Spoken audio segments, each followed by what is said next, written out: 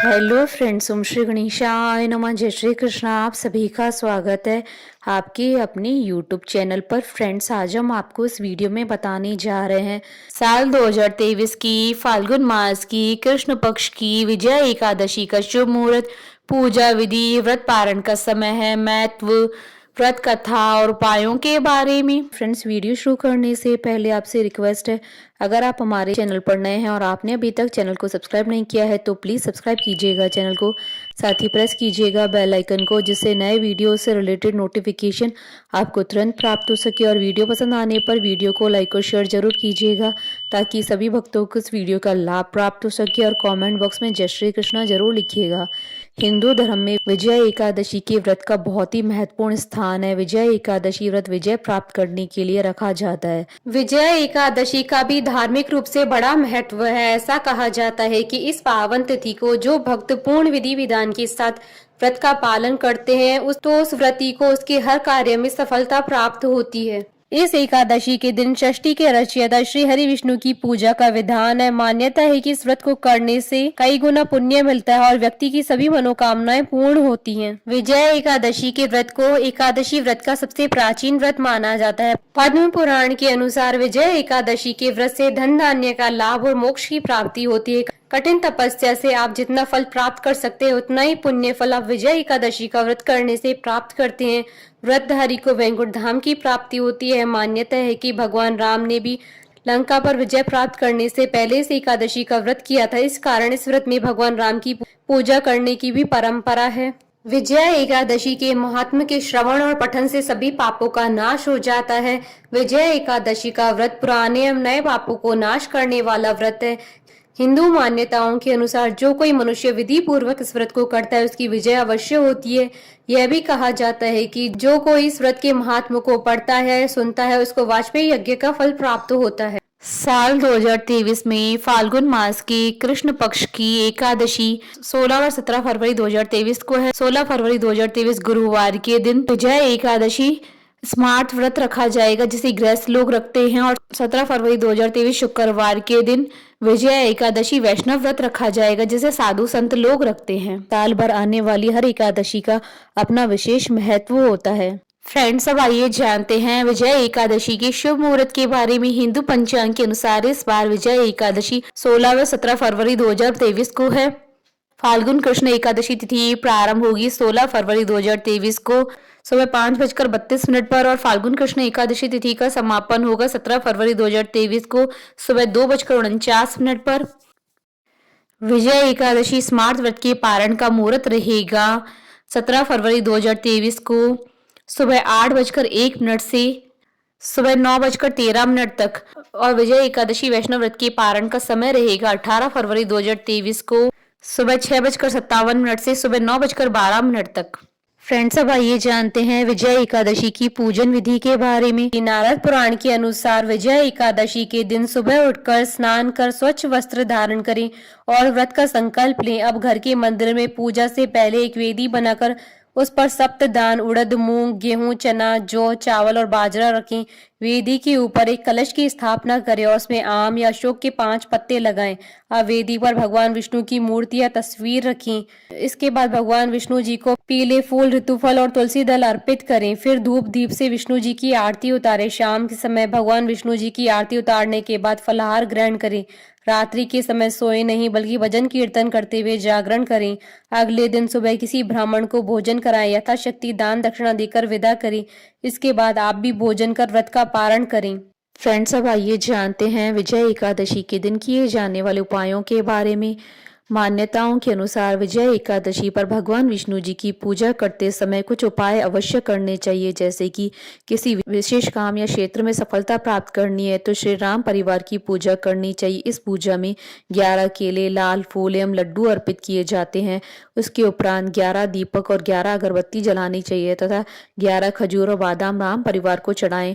यह सब करने के पश्चात ओम सियापति राम रामाय नमः मंत्र का जाप करना चाहिए। यह उपाय करने से विशेष काम या विशेष क्षेत्र में सफलता अवश्य प्राप्त होती है। यदि कोई व्यक्ति नौकरी प्राप्त करना चाहता है तो उस व्यक्ति को इस दिन एक कलश पर आम का पल्लव रखकर उस पर एक पात्र रखें।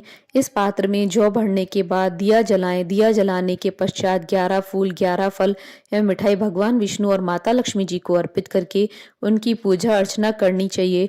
पूजा करने के बाद ओम नारायणम लक्ष्मी नमः मंत्र का जाप करना चाहिए। यदि इस दिन यह उपाय किया जाए तो व्यक्ति को नौकरी अवश्य प्राप्त होती है। यदि कोई व्यक्ति अपनी अधूरी इच्छा को पूरा करना चाहता है तो उस व्यक्ति को इस दिन भगवान विष्णु जी की प्रतिमा का अभिषेक दूध में केसर डालकर करना चाहिए। अभिषेक करने के पश्चात विष्णु सहस्त्रनाम का पाठ करके अपनी इच्छा को भगवान विष्णु जी के सामने रखना चाहिए। इस उपाय से व्यक्ति को अवश्य सफलता प्राप्त होती है।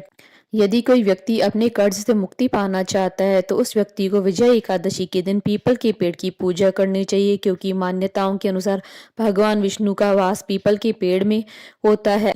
ऐसा माना जाता है कि यदि विजय एकादशी के दिन उपाय किया जाए तो कर्ज से मुक्ति मिल जाती है। यह भी मान्यता है कि यदि विजय एकादशी के दिन शाम के समय तुलसी के पास गाय की घी का दीपक जलाएं तो घर में सुख शांति बनी रहती है। फ्रेंड्स, अब आइए प्रारंभ करें विजया एकादशी की पौराणिक व्रत कथा।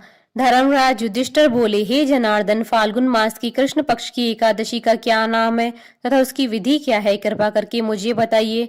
श्री भगवान बोले, हे राजन, फाल्गुन मास की कृष्ण पक्ष की एकादशी का नाम विजया एकादशी है।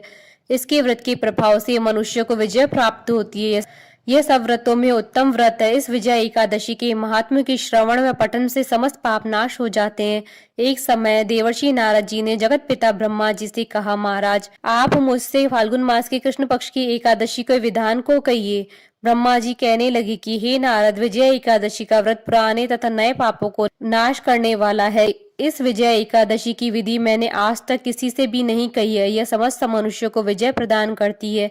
त्रेता युग में मर्यादा पुरुषोत्तम श्री रामचंद्र जी को जब 14 वर्ष का वनवास हो गया था, तब वे श्री लक्ष्मण तथा सीता जी सहित पंचवटी में निवास करने लगे। वहां पर दुष्ट रावण ने जब सीता जी का हरण किया, तब इस समाचार से श्री रामचंद्र जी तथा लक्ष्मण अत्यंत व्याकुल हो गए और सीता जी की खोज में चल दिए। घूमते घूमते जब वे मरणासन जटायु के पास पहुंचे तो जटायु उन्हें सीता जी का वृतांत सुनाकर स्वर्ग लोक चला गया। कुछ आगे चलकर उनकी सुग्रीव से मित्रता हुई और बाली का वध किया। हनुमान जी ने लंका में जाकर सीता जी का पता लगाया।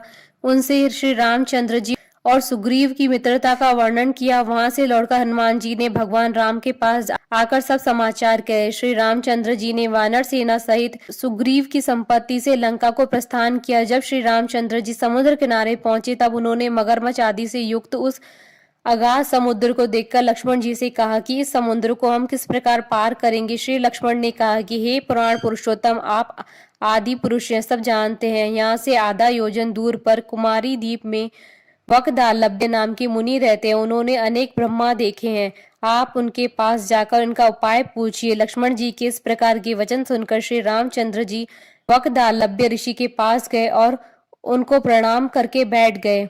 मुनि ने भी उनको मनुष्य रूप धारण किए वे पुराण पुरुषोत्तम समझकर उनसे पूछा कि हे राम, आपका आना कैसे हुआ है। रामचंद्र जी कहने लगे कि हे ऋषि, मैं अपनी सेना सहित यहाँ आया हूँ और राक्षसों को जीतने के लिए लंका जा रहा हूँ। आप कृपा करके समुद्र पार करने का कोई उपाय बतलाइए, इसी कारण आपके पास आया हूँ। वकदालभ्य ऋषि बोले कि हे राम, फाल्गुन मास के कृष्ण पक्ष की एकादशी का उत्तम व्रत करने से निश्चय ही आपकी विजय होगी, साथ ही आप समुद्र भी अवश्य पार कर लेंगे।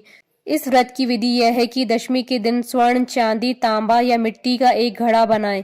उस घड़े को जल से भरकर तथा 5 पल्लव रख वेदिका स्थापित करें। उस घड़े के नीचे सतनजा और ऊपर जौ रखें। उस पर श्री नारायण भगवान की स्वर्ण की मूर्ति स्थापित करें। एकादशी के दिन स्नान आदि से निवृत्त होकर धूप, दीप, नैवेद्य, नारियल आदि से भगवान की पूजा करें। तत्पश्चात घड़े के सामने बैठकर दिन व्यतीत करे और रात्रि को भी उसी प्रकार बैठकर जागरण करे। द्वादशी के दिन नित्य नियम से निवृत्त होकर उस घड़े को ब्राह्मण को दे दे। हे राम, यदि तुम भी इस व्रत को सेनापतियों सहित करोगे तो तुम्हारी विजय अवश्य होगी। श्री रामचंद्र जी ने ऋषि के कथनानुसार इस व्रत को किया, उसके प्रभाव से दैत्यों पर विजय पाई। अतः हे राजन, जो कोई मनुष्य विधि पूर्वक इस व्रत को करेगा, दोनों लोकों में उसकी अवश्य विजय होगी। श्री ब्रह्मा जी ने नारद जी से कहा कि हे पुत्र, जो कोई इस व्रत के महात्म्य को पढ़ता है या सुनता है, उसको वाजपेयी यज्ञ का फल प्राप्त होता है। बोलिए भगवान श्री कृष्ण की जय, रामचंद्र जी की जय। हमारे साथ इस वीडियो में अंत तक बने रहने के लिए आपका धन्यवाद। ओम श्री गणेशाय नमः। जय श्री कृष्ण।